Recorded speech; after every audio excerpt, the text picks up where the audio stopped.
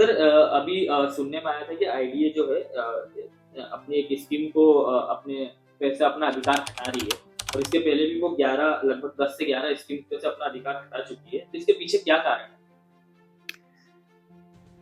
इंदौर विकास प्राधिकरण को स्कीम में जो जमीनें मिली है वो अधिकांश वैल्यूएबल जमीनें सिटी इम्प्रूवमेंट ट्रस्ट जो इंदौर का था उसकी जो विभिन्न योजनाएं थी वह सिटी इम्प्रूवमेंट ट्रस्ट को जब इंदौर डेवलपमेंट अथॉरिटी में समाहित किया गया तो उत्तराधिकार में इनको मिल गई। जैसे स्कीम नंबर 54, 54 है, 77 है, 53 है, 74, 78 है। तो ये सब स्कीम्स जो हैं इनको आईडीए के जो अधिकारी हैं या आईडीए में जो डेपुटेशन पे आते हैं तो उनका एकमात्र लक्ष्य रहता है किसी भी तरह से अवैध धन का अर्जन कैसे किया जा सके। सभी दलाली में लगे रहते हैं या भूमाफिया के एजेंट बन करके काम करते हैं और उसके कारण अवैध कॉलोनियां आईडीए की विभिन्न स्कीम्स में बस गई। जब कलेक्टर सक्षम अधिकारी था कॉलोनाइजेशन का तब इंदौर में करीब 105 अवैध कॉलोनियां थी जी। और वो भी अवैध कॉलोनियां कुछ त्रुटियां थी जिनकी पूर्ति नहीं की थी तो अवैध घोषित कर रखी थी।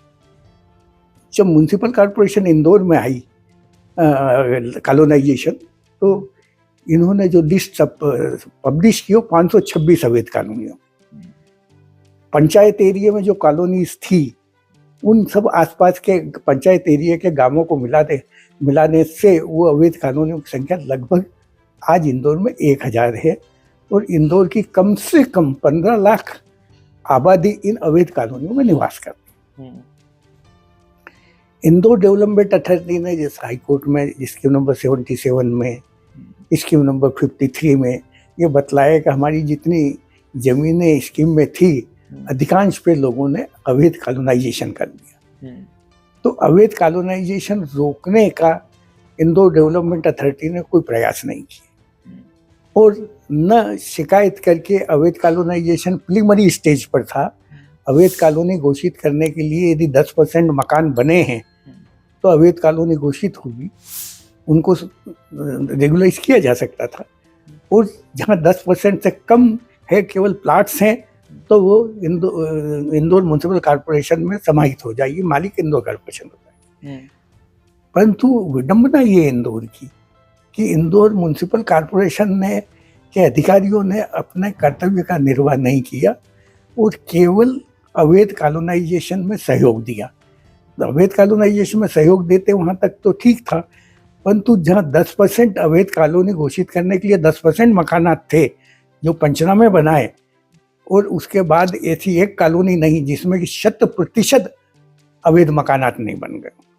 और वो अवैध मकानात इसलिए बन गए कि इंदौर म्युनिसिपल कॉर्पोरेशन के जोनल अधिकारी, भवन अधिकारी सभी रिश्वत लेकर के अवैध कॉलोनाइजेशन में सहयोगी रहे और इंदौर डेवलपमेंट अधिकारी की जो अधिकारी थे वो भी संगनमत रहे। उन्होंने भूमाफियाओं से सांठगांठ कर ली।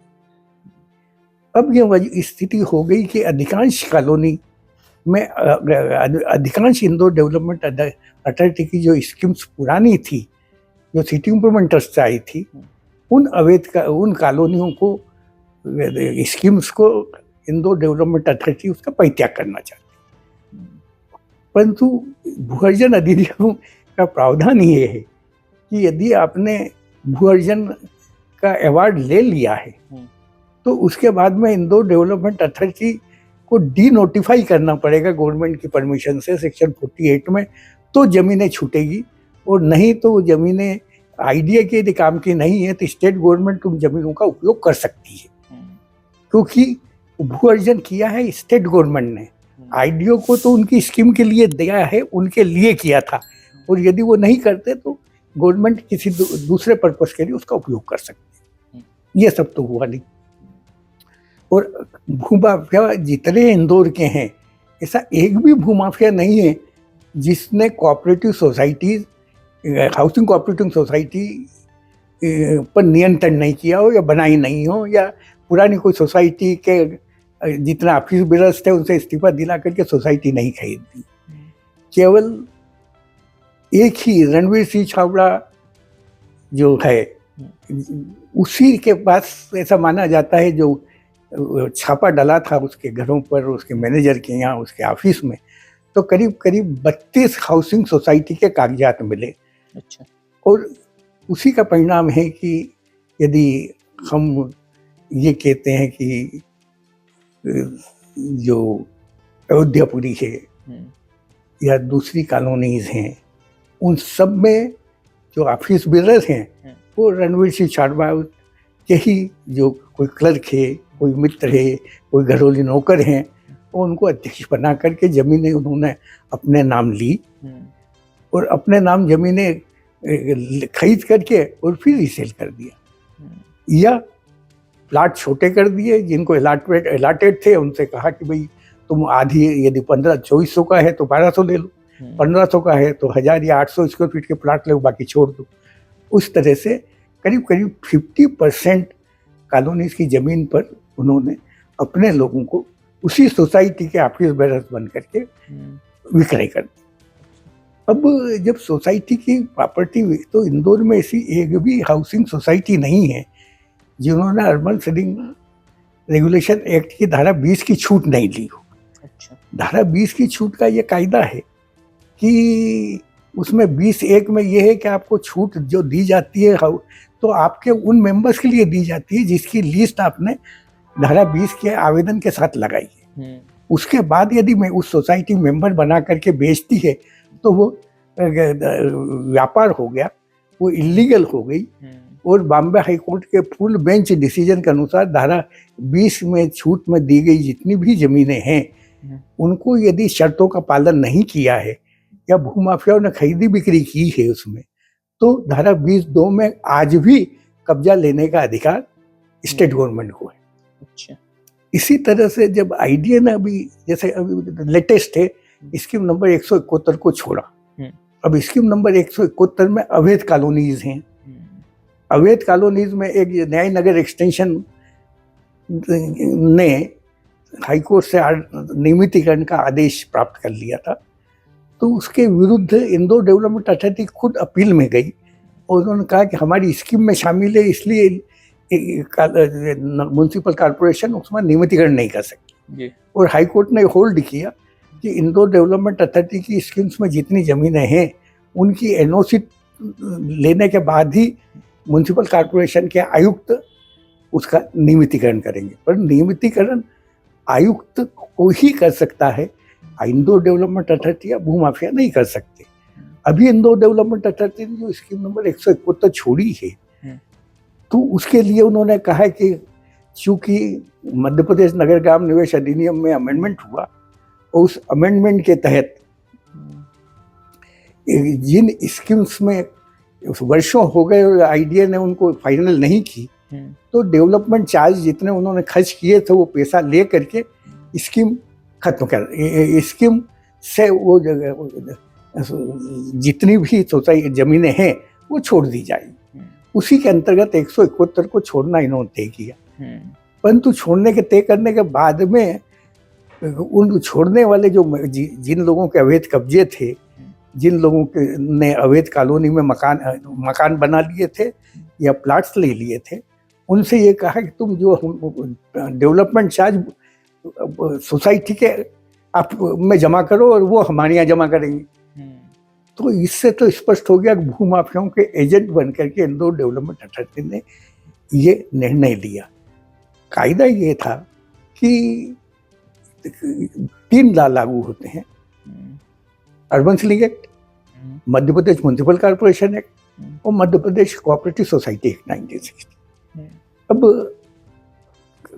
जो कोऑपरेटिव सोसाइटी एक्ट का सेक्शन 72B है, उसमें ये है कि हर कोऑपरेटिव हाउसिंग सोसाइटी अपने मेंबर्स की सीनियरिटी लिस्ट बनाई और सीनियरिटी के आधार पर जितने प्लाट उपलब्ध होंगे उनके लिए प्रायोरिटी लिस्ट बनाएगी और उन्हीं को दिए जाएंगे। इससे ज़्यादा रोल जॉइंट रजिस्ट्रार कोऑपरेटिव्स का नहीं है। तो इसको इग्नोर किया गया। हर यानी कि डिप्टी कलेक्टर को अपॉइंट कर दिया, उसने महालक्ष्मी नगर हो, अयोध्यापुरी हो, जहाँ जहाँ भी कॉलोनीज में यदि कलेक्टर ने किसी डिप्टी कलेक्टर को अपॉइंट किया जांच अधिकारी और लोगों को प्लाट दिलाने के लिए, उन्होंने अपने रिश्वत इकट्ठी की और जिसको चाहा उसका अलॉटमेंट कर दिया।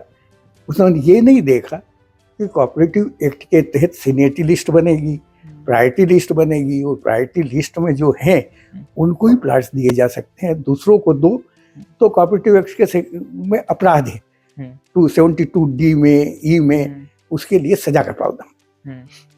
अब दूसरा ये है कि जो Madhya Pradesh municipal corporation act है उसके अनुसार इलीगल कॉलोनी का नियमितीकरण, डेवलपमेंट सब केवल आयुक्त इंदौर नगर निगम ही कर सकता है। अच्छा। और जितनी भी इलीगल कॉलोनीज हैं उनमें जितनी भी खरीदी बिक्री हुई है, जितनी सेल डीड्स हुई है, वो सब नलिटी घोषित कर दी। डेवलपमेंट के बाद में म्युनिसिपल कॉर्पोरेशन के आयुक्त जो है पट्टे देंगे, उसमें प्लाट्स होल्डर्स के प्लाट छोटे कर सकते हैं और डेवलपमेंट चार्ज प्लाट होल्डर्स के साथ साथ इलीगल कॉलोनी जिन लोगों ने बसाई है उनके खिलाफ FIR करके के अलावा उनसे डेवलपमेंट चार्जेस की वसूली आयुक्त को करना है। तो यहाँ का कॉलोनी सेल तो खाली रिश्वत लेता है, डेवलपमेंट के नियमितीकरण के नाम पर ही वही भूमाफिया को कहते हैं कि तुम ही नक्शे बना के ले आओ, तुम ही डेवलपमेंट का हिसाब ले आओ। और इस तरह से जो 100 कॉलोनीज को उन्होंने नियमितीकरण के अंतर्गत नियमित करने की पूरी कार्रवाई की है, वो सब भूमाफियाओं के हितसाधन में उनसे मिलजुल करके की। तो जो आम जनता है या जो साधारण सदस्य है, जो वर्षों से जिन्होंने बचत करके मकान बनाने के लिए इलीगल कॉलोनी में प्लाट्स लिए हैं, उनके साथ न्याय नहीं हो पा रहा है। जो रिश्वत दे सकते हैं उनको तो नियमितीकरण में शामिल कर लिया जाता है, और जिनके पास केवल रसीदें हैं, सेल डीड भी नहीं है, तो भी उनको प्लाट दे रहे हैं। और जिनके पास सेल डीड्स हैं तो वो भी बाद में भूमाफियाओं ने जो खरीदी बिक्री करके अवैध लाभ कमाया और सोसाइटी के नाम मेंबर्स बना दिए, उनको प्लाट्स दे रहे हैं। और ये नहीं देख रहे हैं कि सीनियरिटी लिस्ट क्या है, सीनियरिटी के आधार पर इन प्लाट जिन लोगों को वो नियमितीकरण कर रहे हैं, जिन प्लाट को होल्डर्स को कब्जा दिला रहे हैं, तो वो उनको पात्रता भी है कि नहीं प्लाट लेने की। तो ये सब जो गड़बड़ झाला है वो इसका कारण ये है कि इन मध्य प्रदेश का शासन भूमाफिया चलाते हैं। भूमाफिया इसलिए चलाते हैं कि यहाँ इतना कोई मजबूत मुख्यमंत्री अर्जुन सिंह के बाद नहीं हुआ जो कि लगाम लगा सके प्रशासन पर, IAS अधिकारियों पर। IAS अधिकारी भूमाफियाओं के एजेंट हैं। भूमाफियाओं से वो खुद के नाम, खुद के रिश्तेदारों के नाम, दूर दूर के रिश्तेदारों के नाम, ऐसा कोई IAS अधिकारी जो रिटायर हो गए वो नहीं है मध्य प्रदेश में, जिन्होंने कि इंदौर में, भोपाल में, ग्वालियर में, जबलपुर में और प्लाट्स इलीगल कॉलोनीज में नहीं खरीदे। इवन इंदौर में तो हाईकोर्ट जजेस तक ने इलीगल कॉलोनी में प्लाट्स अपने और अपने रिश्तेदारों के लिए खरीदे।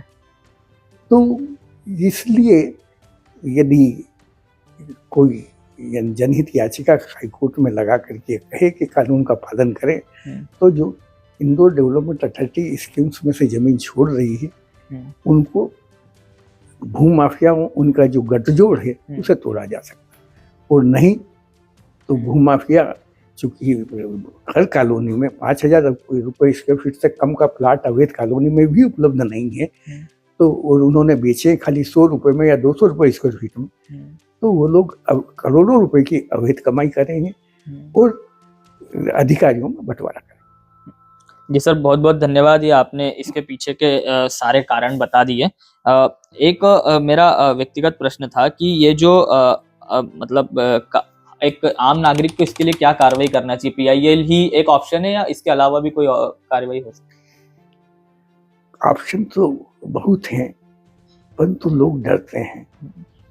वो लिटिगेशन कर सकते हैं, वो FIR दर्ज करवा सकते हैं, वो अधिकारियों के खिलाफ प्रिवेंशन ऑफ करप्शन एक्ट के फॉर्जरी चीटिंग के केस रजिस्टर करवा सकते हैं, क्योंकि सुप्रीम कोर्ट का कहना है कि ये प्रिवेंशन ऑफ करप्शन एक्ट में तो आपको सैंक्शन की जरूरत है, परंतु चीटिंग फोर्जरी यदि की है किसी पब्लिक ऑफिसर ने तो उसके लिए ये जरूरत सैंक्शन की जरूरत नहीं है। डायरेक्ट केस प्राइवेट कंप्लेंट से पेश किया जा सकता है, परंतु वकीलों की फीस और कोर्ट में वर्षों लग जाते हैं, तो इतना थक जाता है नागरिक कि वह जीतने के बाद भी ऐसा लगता है कि वो हारा है।